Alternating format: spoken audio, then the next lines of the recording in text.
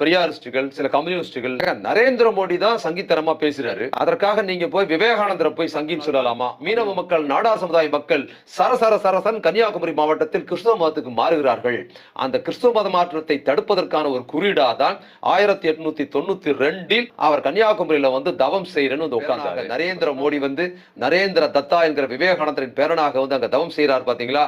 எவ்வளவு முக்குனாலும் அது மத சார்பற்ற உலக புகழ்பெற்ற வள்ளுவரின் அடையாளமாக தமிழ்நாட்டின் அடையாளம் மட்டும் கலைஞர் நிப்பாட்டல, இந்தியாவின் அடையாளமே நிப்பாட்டாரு. நீங்க ஏரோப்ளேன்ல இருந்து பார்த்தாலும் சரி, ஹெலிகாப்டர்ல இருந்து பார்த்தாலும் சரி, அங்க திருவள்ளுவர் தான் தெரிவாரே தவிர விவேகானந்தர் பாறை தெரியாது. அப்படிங்கிற சிறப்பு திராவிடத்தை பற்றி அந்த கன்னியாகுமரியை ஒரு காவி குருடாவே மாத்தி இன்னைக்கு வரைக்கும் கன்னியாகுமரியில் தமிழ்நாட்டில் எங்கும் நடக்காத மத கலவரங்கள் நடப்பதற்கு காரணமாக இருந்தது என்னன்னு பாத்தீங்கன்னா, அன்னைக்கு 1892 டிசம்பர் 24 சுவாமி விவேகானந்தர் வந்து அங்க உட்கார்ந்து சுழி போட்டார். பாத்தீங்களா?